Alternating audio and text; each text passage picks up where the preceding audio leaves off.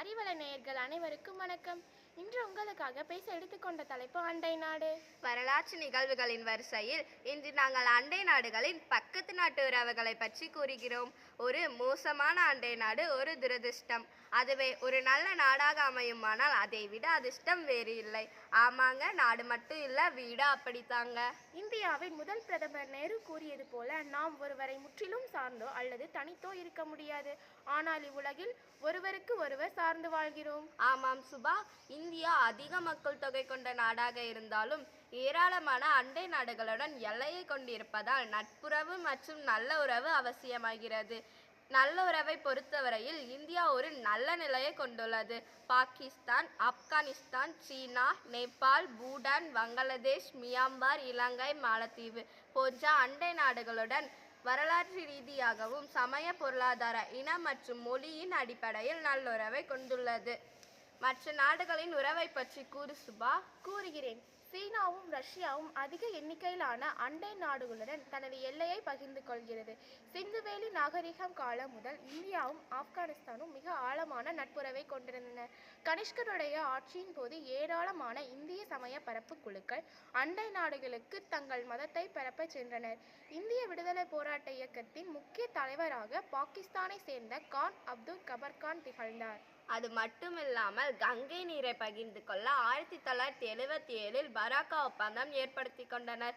இந்தியாவிற்கும் வங்கதேசத்திற்கும் பொதுவில் உள்ள 54 நதிகளின் நலனை பெற இரு நாடுகளும் கூட்டுநிதி ஆணையம் ஏற்படுத்தியது. பூட்டான் இமயமலையில் உள்ள ஒரு சிறிய மன்னராட்சி நாடாகும். இடிமின்னல் நிலம் என அறியப்படும் ஏழ்மையான நாடாகும். B2B என்பது இந்தியா முதல் பூட்டான் வரை இருதரப்பு வணிகம் உறவாகும். இதனை இந்த இரு நாடுகளும் நல்ல முறையில் பராமரித்து வருகின்றன. நீங்கள் கேட்டுக்கொண்டிருப்பது அறிவலை. பேசுபவர்கள் பா. கீர்த்தி, சுபஹரிணி. புவியின் அமைப்பு, மக்கள் தொகை, மனித ஆற்றல், நாகரிக தொன்மை ஆகியவற்றின் அடிப்படையில் இந்தியாவுடன் ஒப்பிடுவதற்கு தகுதி வாய்ந்த நாடு சீனா மட்டுமே.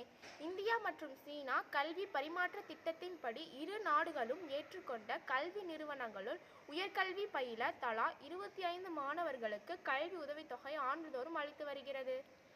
இந்தியா சீனா எல்லைக்கோடு மக்மாகன் என்பவரால் ஏற்படுத்தப்பட்டு இரு நாடுகளும் அதனை ஏற்றுக்கொண்டனர்.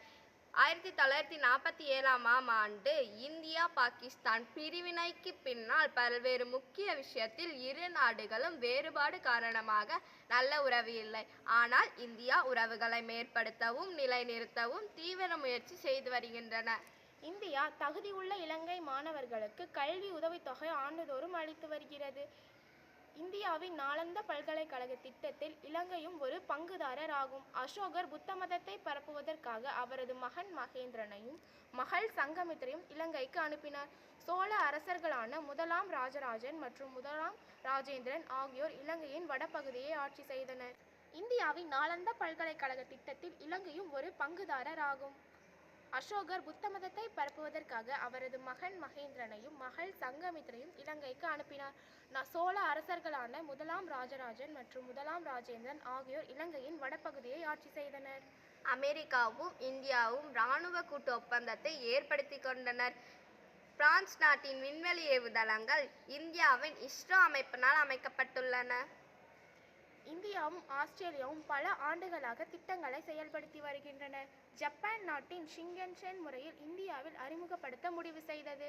அதன் விளைவு டெல்லி மெட்ரோ ரயில் ஆகும். முறைப்படி அமைக்கப்பட்ட அமைப்பான நாசா, அணிசேர இயக்கம், சார்க், G20 மற்றும் காமன்வெல்த் போன்றவைகளின் உறுப்பினராக உள்ளது. இந்தியா எப்போதும் அமைதியை விரும்பும் நாடாக இருந்ததோடு உலக அமைதிக்காக பல ஆண்டுகளாக போராடி வருகின்றன. மேலும் வல்லரசுடன் நல்லுறவை கொண்டுள்ளது. இந்தியா எப்போதும் அமைதியை விரும்பும் நாடாக இருந்ததோடு உலக அமைதிக்காக பல ஆண்டுகளாக போராடி வருகின்றன. மேலும் வல்லரசுடன் நல்லுறவை கொண்டுள்ளது. மேலும் தன் நாட்டின் வளர்ச்சிக்கான அதிகபட்ச நலனை பெற முயன்று வருகிறது. ஐநா சபையின் அனைத்து முயற்சியும் இந்தியா தன் ஒத்துழைப்பை நல்குகிறது. இது போன்ற இன்னும் புதிய தகவல்களுடன் மீண்டும் உங்களை வந்து சந்திக்கும் வரை உங்களிடமிருந்து விடைபெறுவது சுபஹரிணி, கீர்த்தி. 81 பாரதி மேல்நிலைப்பள்ளி, ரெட்டிப்பட்டி, நாமக்கல்.